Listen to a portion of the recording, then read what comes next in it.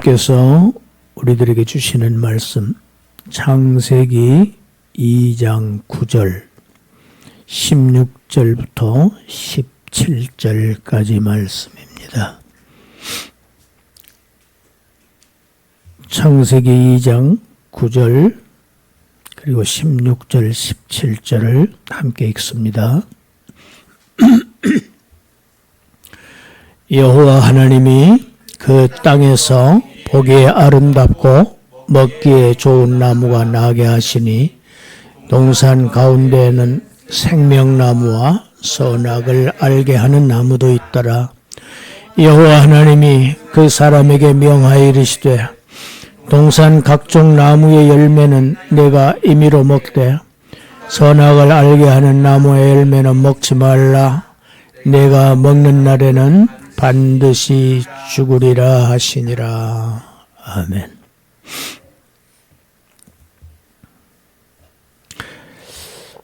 창세기 2장 8절에서 하나님께서 동방의 에덴의 동산을 창설하시고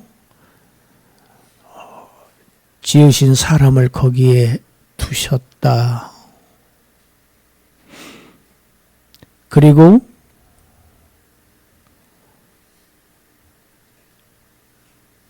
그 동산에 있는 사람이 생존할 수 있게 사는데 전혀 부족함이 없이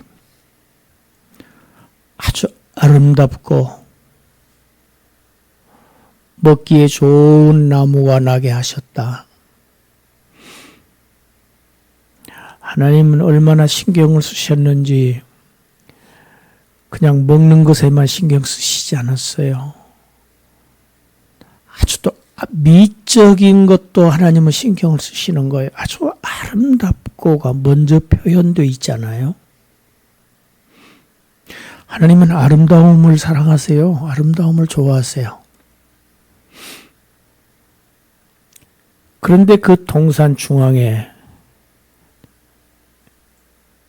생명나무 그리고 선악을 알게 하는 나무도 있었다.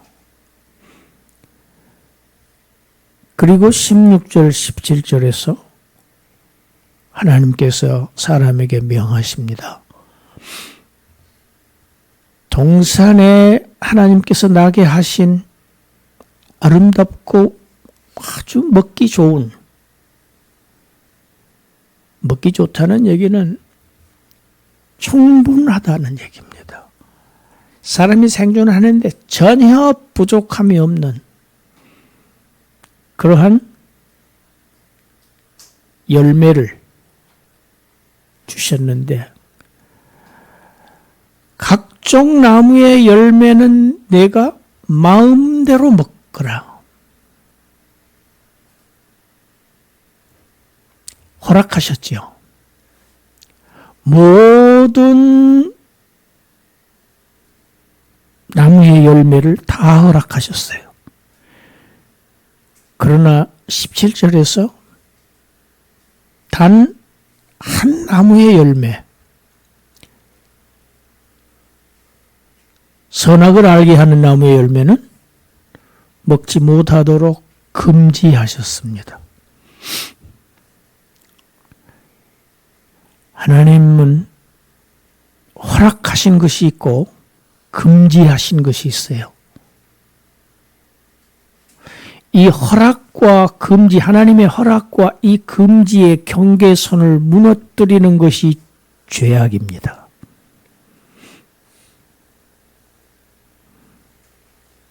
금지된 것을 허락한 것처럼 취하려고 하는 것이 범죄입니다. 먹지 말라. 금령이지요. 내가 먹는 날에는 반드시 필연입니다. 죽을지도 모른다가 아닙니다. 가능성을 얘기하는 게 아닙니다. 필연적인 죽음을 경고하셨어요. 자, 보십시다. 9절에는 두 나무가 언급됩니다. 생명나무, 선악을 알게 하는 나무. 그런데 17절에 와서는 생명나무는 사라지고 선악을 알게 하는 나무만 언급하십니다. 이 선악을 알게 하는 나무가 다음 장 창세기 3장의 주제가 됩니다.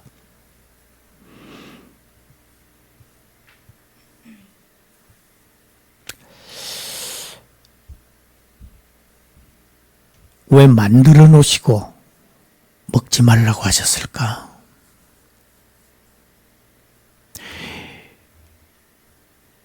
인류의 운명을 결정하고만 이 운명의 나무, 이 선악과라는 것은 도대체 무엇이며 이 선악과를 만드신 이유가 무엇이며 또한 먹지 말라고 하신 또 이유는 무엇인가? 성경은 밝히지 않고 있습니다.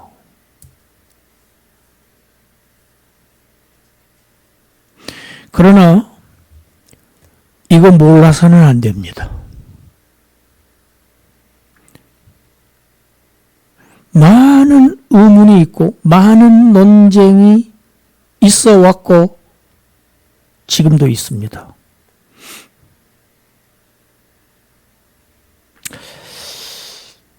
선악과는 실제로 존재했을까? 상당한 사람들이 이 기록을 신화로 여깁니다. 어떤 사람들은 아니야, 실존하는 나무, 실존하는 과일이 아니고 이건 상징이야. 상징적 의미로 봅니다. 과연 그러할까? 여러분, 오늘날 우리가 살고 있는 이 세상을 우리가 보면 부정, 부패, 타락, 범죄, 악, 이런 것들로 가득 차 있습니다. 이것이 현실입니다. 그런데 성경은 오늘의 이 현실이 아담과 하와의 범죄로부터 유래한 것이라고 가르치고 있어요. 우리가 지금 살고 있는 이 세상의 이 죄악상, 이 부패상이 현실이라고 한다면 아담과 하와의 범죄 사실도 사실이어야 합니다. 그리고 그 사건 안에 들어있는 선악과도 실존하는 과일이었다고 보아야 하고 뱀도 역시 실존하는 뱀이었다고, 상징이 아닌 뱀이었다고 봐야 합니다. 왜? 오늘의 현실이 거기에서부터 유래되었기 때문에. 아니, 그런데 뱀이 어떻게 말을 해요? 성경에 나귀를 말하게 하신 기록이 민수기 22장에 나옵니다. 사람이 깨닫지 못하니까요, 나귀한테 말을 시켜서 사람을 깨닫게 하세요. 이게 하나님의 능력이에요.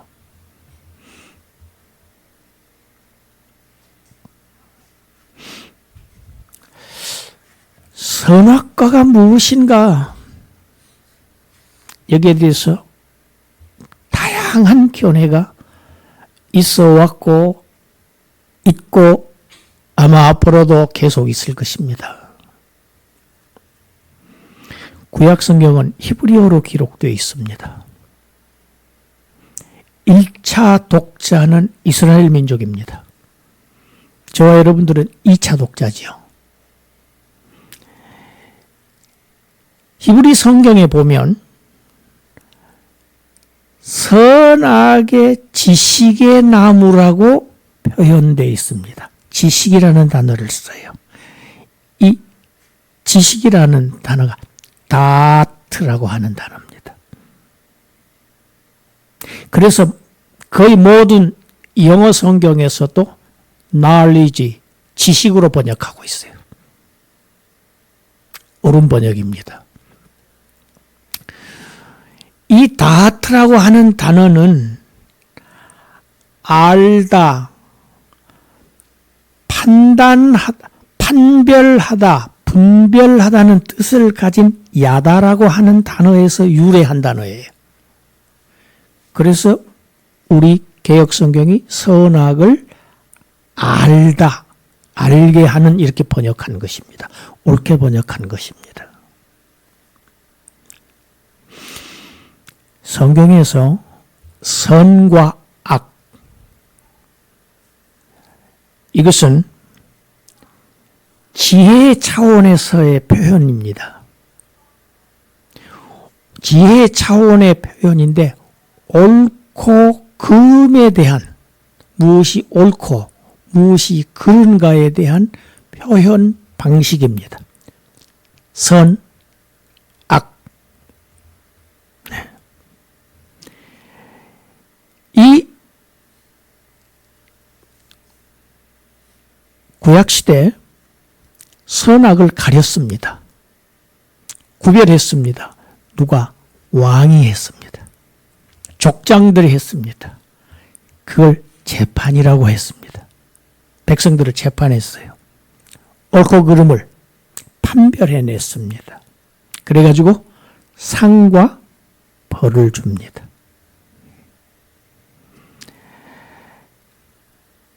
왕 족장들은 옳고 그름을 분별하는, 판별하는 이 재판의 행위를 가지고 백성들을 통치하고 다스렸어요. 재판이 곧 통치 행위고 지배 행위였습니다. 그것은 내용을 들여다보면 선악을 구별하는 것이었어요.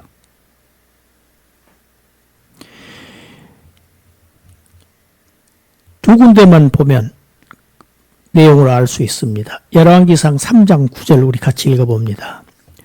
누가 주의 이 많은 백성을 재판할 수 있사오리까? 듣는 마음을 종에게 주사 주의 백성을 재판하여 선악을 분별하게 하옵소서. 솔로몬이 왕이 됐습니다. 솔로몬이 이렇게 기도합니다. 저는 어린아이입니다. 그런데 저에게 맡겨주신 이 많은 하나님의 백성들을 내가 어떻게 잘 통치하고 잘 다스릴 수 있겠습니까? 저는 능력이 없습니다. 그러니 선악을 분별할 수 있는 지혜를 저에게 주셔서 백성들을 잘 옳고 그름을 잘 분별하는 그러한 재판을 하는 그런 왕이로서 주의 백성들을 통치하게 해주세요 하는 솔로몬의 기도입니다. 왕이 되자마자 하나님께 지혜를 구했어요.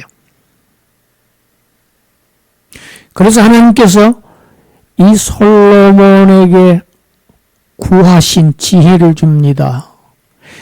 너 부귀와 영화를 구하지도 않고 원수를 벌해달라고 갚아달라고 구하지도 않고 내 백성을 잘 다스리게 해달라고 지혜를 구하니 너의 구하는 것이 내 마음에 합당해. 내가 구하는 지혜를 주겠다. 거기에 더해서 내가 구하지 아니한 것까지 너에게 주겠다. 그래서 엄청난 부귀와 영화를 하나님께서 허락하셨어요. 솔로몬같이 부귀 영화를 누린 왕이 없었습니다. 역대. 여러분, 기도는요, 하나님의 뜻에 맞는 기도를 할 때 하나님은 원하는 것만 들어주시는 게 아니고 그 이상의 것을 우리에게 응답해 주십니다. 할렐루야. 그리고 솔로몬이 그 지혜를 받아가지고 재판한 사건이 바로 이 열왕기상 다음에 바로 나옵니다. 그것이 소위 한 어린 아기를 놓고 두 여인이 서로 자기의 아기라고 주장하는 그 재판, 소위 솔로몬의 재판이지요. 어디서 나온 지혜입니까? 선악을 분별하는 이 지혜는 하나님께로부터 받은 것입니다. 그러니 선악을 분별하는 이 알게 하는 이 지혜는 하나님의 지혜입니다. 할렐루야. 이해가 가시죠? 칼을 가져와라. 저 아이를 절반 나누어서 저 두 여인들에게 공평하게 나누어 주어라. 여러분, 성경은 말씀을 검으로 표현하고 있어요. 솔로몬이 말을 하지요. 그래서 진짜 그 어린아이 아기의 어머니와 가짜 어머니가 판별되지요. 왜? 그 아이를 죽이지 마십시오. 차라리 저 여인에게 주십시오. 그렇게 얘기한 여자가 그 어린아이의 엄마였어요. 또 있습니다. 사무엘하 14장 17절 같이 읽습니다. 당신의 여종이 또 스스로 말하기를 내 주 왕의 말씀이 나의 위로가 되기를 원한다 하였사오니 이는 내 주 왕께서 하나님의 사자같이 선과 악을 분간하심이니이다. 원하건대 왕의 하나님 여호와께서 왕과 같이 계시옵소서. 드고아의 한 여인이 지금 다윗 왕에게 지금 하는 얘기입니다. 다윗 왕에게. 왕이시여, 하나님의 천사같이 선악을 구별하는 왕이 되시기를 기원합니다. 여러분, 선악, 인간들은 선악을 모릅니다. 재판을 하러 갑니다. 1심에서는 A가 이겨요. 상소합니다. 억울합니다. 2심에서는 B가 이겨요. 이 사람은 죄가 된다고 해요. 이 판사는. 저 판사는 죄가 안 된다고 합니다. 여러분, 이것이 인간의 선악을 분별할 줄 모르는 인간들의 재판이에요.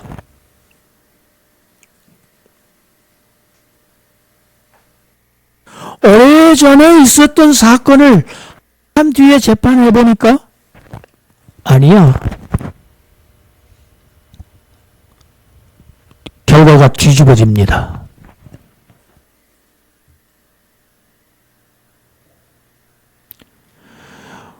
구약 성경에서 거기 그만 놔두세요. 구약 성경에서 이 선, 악, 여러분, 선과 악에 대해서 우리가 알아야 돼요. 표현이 자주 등장합니다. 이건요, 어떤 식으로 등장하냐면요, 하나님의 보시기에 악하였더라, 하나님의 보시기에 선하였더라, 이런 식으로 표현됩니다.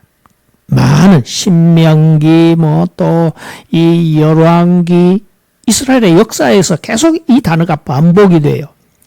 이거는 하나님께서 자기 백성들의 그 행동, 행하는 그 행동이 옳고 그름을 지금 표현하는, 판단하실 때 사용하는 용어입니다.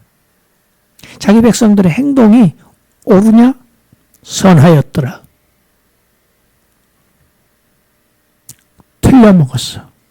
하나님 보시기에 이건 아니야. 악하였더라. 이런 표현 방식이에요.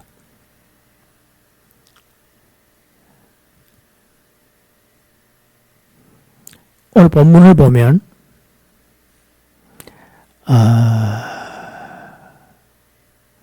본문 이전에 제가 전주에 창세기 2장 4절부터는 주어가 바뀐다고 얘기를 제가 했습니다. 하나님이 엘로힘 나오던 게 이제 여호와 엘로힘, 야훼 엘로힘, 여호와 하나님이 여호와 하나님, 이 여호와라고 하는 이 하나님의 고유명사는 자기 백성과 언약을 맺으시는 하나님이라고 제가 전전주에 설교를 했습니다. 기억나시죠? 예. 언약. 하나님이 오늘 본문에 보면 언약을 맺으시는 겁니다. 언약이라는 말이 없습니다. 그런데 언약의 요소가, 계약의 요소가 다 들어있어요. 먹는 날에는 반드시 죽으리라 하나님의 명령하셨지요. 이 명령이 곧 하나님과 사람 간의 언약입니다. 계약입니다. 왜 이걸 계약이라고 하느냐, 언약이라고 하느냐?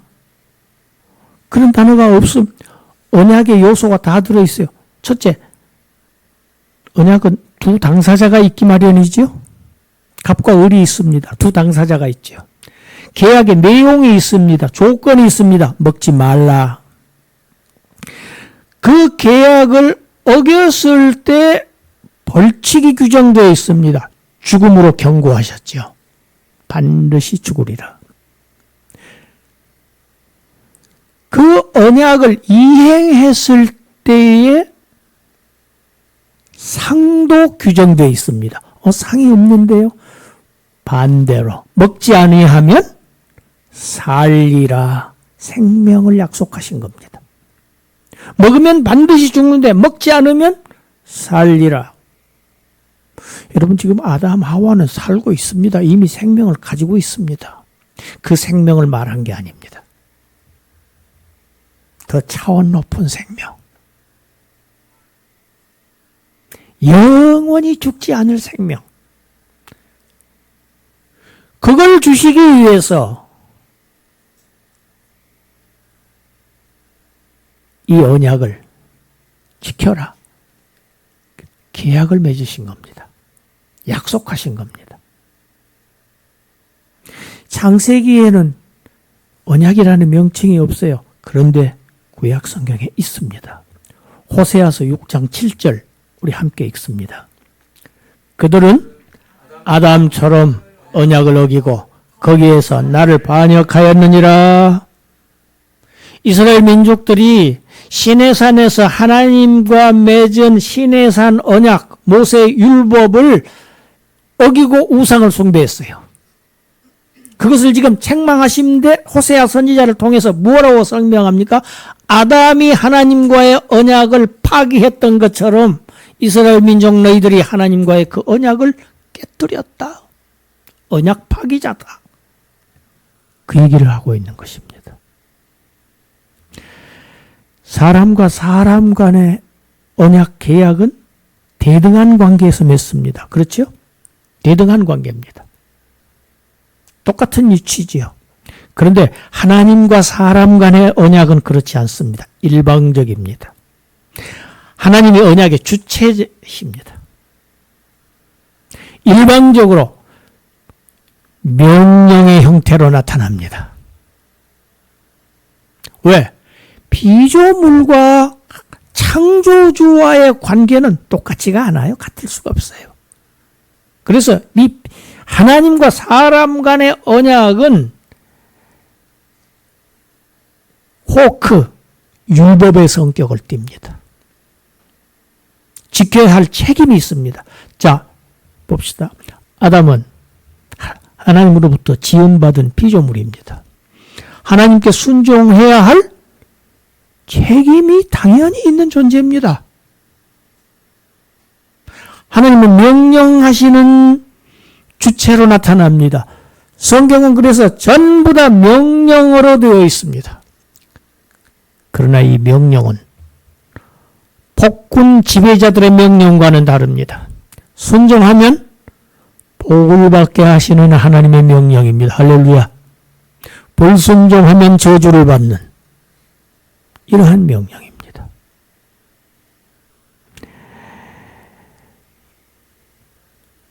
이 선악과가 한마디로 그러니까 무엇이냐? 여러분, 아담은 하나님의 형상으로 지음받았다고 했습니다. 하나님이 지으신 온 모든 피조물을 다 다스리는 왕 같은 존재입니다. 왕적 존재입니다. 하나님의 전권을 위임받은 하나님의 형상이에요. 대단한 존재입니다. 이 동산 안에서도 모든 것을 다 하나님이 허락하셨어요. 그런데 단 하나는 넘지 말아야 하는 나무가, 그것이 선악을 알게 하는 나무였습니다. 이건 뭘 의미할까요? 아까 선악은 통치권, 지배권, 왕, 족장들, 지배자들을 지금 얘기하는 것이라고 말씀드렸죠. 아담은 모든 피조물에 대해서 왕 같은 존재입니다. 그러나 그는 진짜 왕은 아닙니다. 내 위에 진짜 왕이, 대왕이 계시구나. 나는 분봉왕이로구나. 이것을 이 동산 중앙에 있는 이 나무를 보고 항상 그것을 깨닫고 항상 그의 뜻 안에서 모든 피조물들을 다스리고 지배해야 하는 대리자, 하나님의 대리자, 권한을 위임받은 자입니다. 이 나무는 한마디로 하나님의 주권, 하나님의 통치권, 하나님의 지배권에 대한 표징입니다. 징표입니다. 그런데 3장에서 무슨 일이 일어납니까? 뱀이 와서 아담을, 먼저는 아담이 아니에요. 하와를 유혹합니다. 그런데 아담이 어디 먼 데 갔습니까? 안 갔어요. 나중에 3장 이제 가서 보면 알겠습니다만 옆에 있었습니다. 뱀이 얘기할 때 복수를 써요, 자꾸. 너희더러, 너희. 남성 복수형을 씁니다.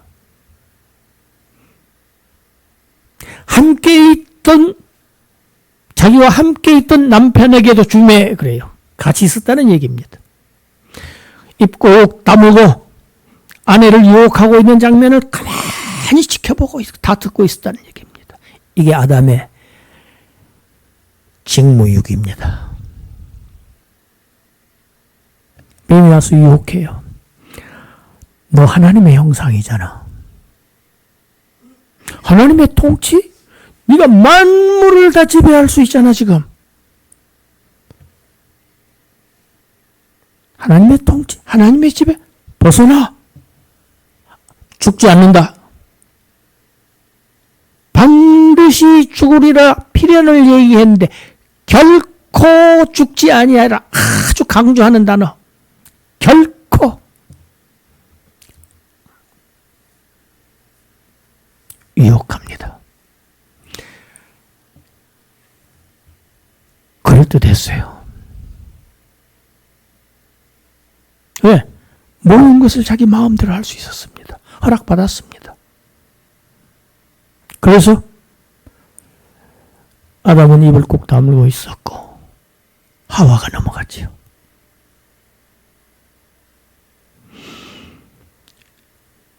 이것은 무엇을 의미합니까? 하나님의 왕권, 하나님의 통치권, 하나님의 지배권, 하나님의 주권을 거절을 하고 내 스스로 사는 자, 자율자, 자율, 내가 스스로 내 마음대로, 내 뜻대로, 내 의지대로 하나님 없이 내가 스스로 나를 통치하고 만물을 지배할 수 있다. 이 선언입니다. 이것이 선악과를 따먹은 행위입니다. 굳이 표현하자면 하나님으로부터의 독립선언입니다. 이것이 죄입니다. 죄의 본질입니다. 하나님 없이도 내 스스로 무엇이든지 할 수 있다. 여러분, 성경은 이것을 죄의 본질로 설명합니다. 그 하나하나 따먹은 행위 자체를 얘기를 하잖아요. 도둑질한 행위를 죄라고 보통 우리는 얘기하지만 그 개개의 행위가 아니고 그 본질은 다 하나님 없음입니다. 내가 하나님의 자리에 앉는 것입니다.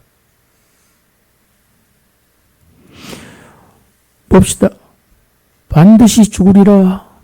먹는 날에는 반드시 죽으리라 하셨지만 따먹는 그날 달력상의 그날에 죽지 않았어요. 그러면 이건 뭡니까? 그걸 얘기한 게 아닙니다. 안 죽었다니까요. 한참 더 살다가 130세에 셋이라는 또 아들을 낳고요. 아들 낳고도 800년을 더 살아가지고 930세에 죽어요. 아담이. 그 족보가 나옵니다. 무슨 얘기입니까? 반드시 죽으리라. 이것은요, 에덴 동산에서 쫓겨나리라 합니다. 하나님으로부터 분리되고 말리라. 하나님과의 교제가 단절되는 겁니다. 하나님으로부터 생명의 주로부터 피조물이 끊기는 것. 이것을 성경은 죽음이라고 합니다. 영적 죽음입니다. 그 영적 죽음, 동산에서 쫓겨난 하나님으로부터 분리된 것, 도저히 하나님께 다시 다가갈 수 없는 위치로 전락시키고 마는 것. 에덴 동산을 그룹들, 천사들로 하여금 불칼, 검을 들고 지키게 하시지요. 들어오지 못하도록. 하나님께 접근 금지, 생명나무에 접근할 수 없도록 막아버리시는 것. 이것은 죽음입니다. 영적 죽음, 하나님으로부터의 분리. 그 영적 죽음에서 육체의 죽음이 오게 된 겁니다. 930세에 결국 죽어요.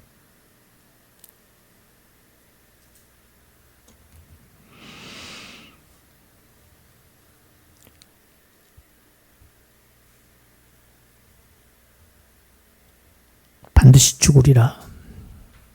죽음의 역사가요, 아담의 가정에서부터 시작합니다. 두 아들,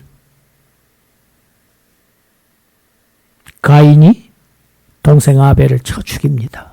인류 최초의 살인사건이 여러분, 인류 역사의 죽음의 역사가 이렇게 아담의 가정에서부터 시작됩니다. 최초의 살인사건이 벌어집니다. 오늘날 우리 사회에서 매일 보도되고 있는, 벌어지고 있는 이 살인사건의 최초 원인 제공자는 바로 우리 인류의 첫 조상 아담입니다. 아담의 하나님의 명령에 불순종한 것으로부터 유래한 것이, 오늘 모든 살인사건, 전쟁으로 인한 죽임, 모든 죽음은 다 거기서부터 유래한 것입니다. 엄청난 역사. 인류의 역사는, 하나님은 아무것도 공허하고 텅 비어 있는 이 지구에 생명으로 꽉 들어차게 충만하게 해놓으신 생명의 역사를 아담 피조물 대표 한 사람의 불순종으로 인해서 죽음의 세계로, 죽음의 역사로 바꿔버린 것. 이것이 인류의 대표 아담의 책임입니다. 이걸 우리는 원죄라고 합니다. 모든 자신만 죽을 뿐만 아니라 자기의 모든 후손에게 죽음을 상속합니다. 그래서 다 죽습니다.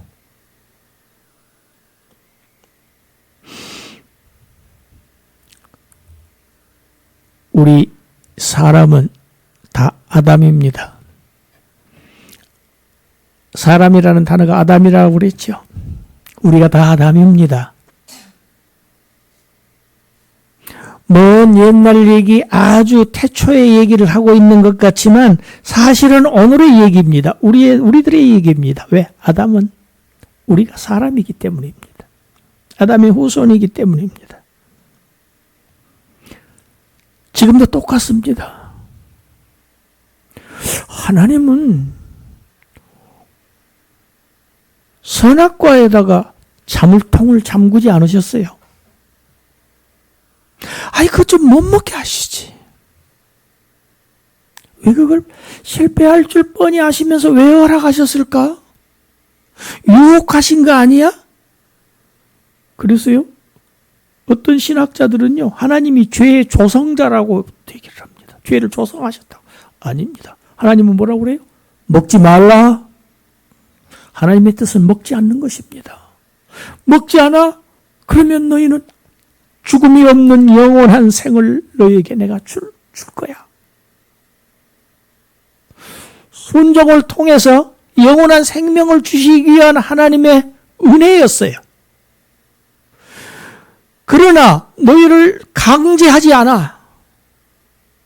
하나님은 인간을 기계로 만들지 않으셨습니다. 로봇으로, 괴뢰로 지으시지 않았어요. 하나님 자신이 인격이시듯이 인격으로 사람을 지었습니다. 여러분, 인격은 자유가 있습니다. 하나님의 형상은 자유가 있어요. 자유를 주셨어요. 마음대로 할 수 있게, 스스로 결정하고 스스로 선택할 수 있게, 그래서 좋은 길을 찾아 나갈 수 있게.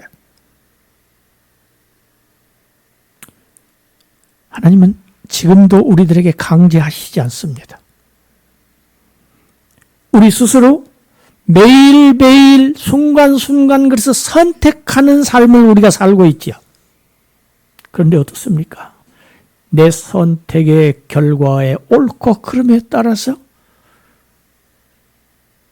그 책임이 우리 자신들에게 되돌아오게 되어 있습니다. 아담처럼 하나님께서 주신 자유, 아담에게 자유를 주셨어요. 내 마음대로 먹어라. 아담의 자유 누가 주셨어요? 하나님이 주신 겁니다. 하나님의 은혜입니다.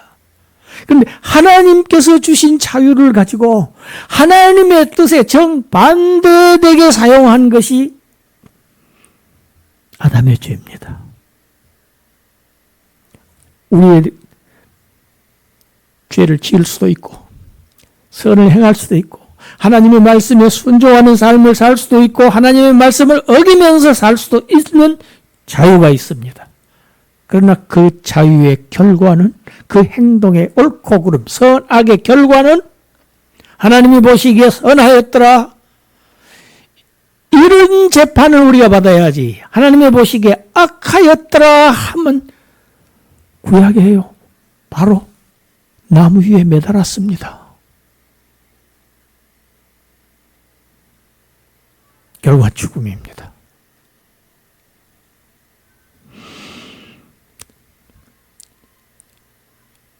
선택의 결과는 선택하는 자에게 있습니다. 우리 신명기 10장 읽어봅시다. 12절 13절 이스라엘아 내 하나님 여호와께서 내게 요구하시는 것이 무엇이냐? 곧 내 하나님 여호와를 경외하여 그의 모든 도를 행하고 그를 사랑하며 마음을 다하고 뜻을 다하여 내 하나님 여호와를 섬기고 내가 오늘 내 행복을 위하여 내게 명하는 여호와의 명령과 규례를 지킬 것이야. 하나님의 명령은 우리의 행복을 위해서 명령하시는 거예요. 13절 할렐루야. 지키면 행복해지는 거예요.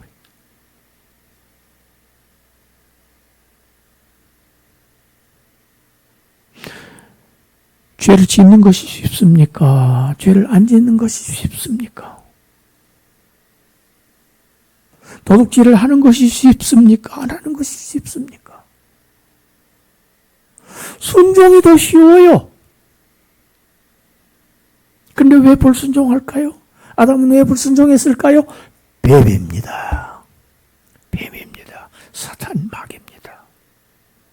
오늘도 그 뱀이 자꾸 우리에게 와서 속삭입니다. 네 마음대로 해. 안 죽어? 아니야. 죽지 않는다.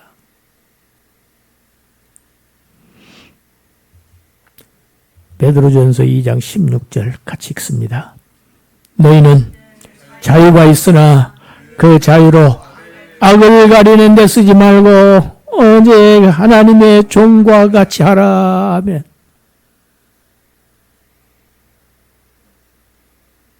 여러분, 하나님의 종이 되는 것은 행복한 겁니다.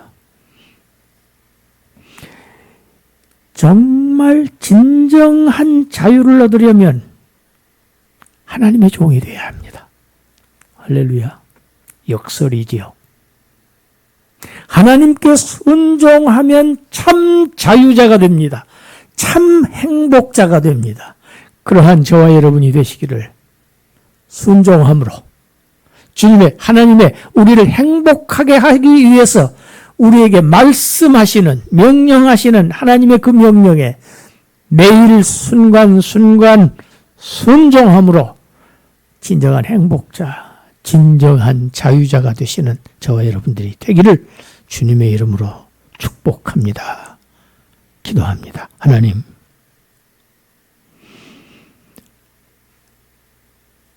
우리 모두 아담처럼 하나님 주신 그 귀한 선물 자유 주셨습니다. 이 자유 주신 하나님의 뜻대로 우리에게 유익하게 지혜롭게 이 자유를 사용하여서 하나님의 보시기에 선하였더라. 우리 주님 하나님이시면서도 죄인의 몸을 입고 자신을 낮추셔서 죄인 대신 십자가에 순종하는 십자가의 죽음까지 순종하심으로 우리를 구속하시고 하나님의 뜻을 이루셔서 모든 이름 위에 뛰어난 이름, 모든 무릎을 다 그의 앞에 꿇게 하시는 영광과 존귀에 오르신 사실을 우리가 늘 생각하며 순종함으로 하나님이 주시는 영광과 존귀 그 주인공들이 되게 하여 주시옵소서. 예수님 이름으로 기도드리옵나이다. 아멘.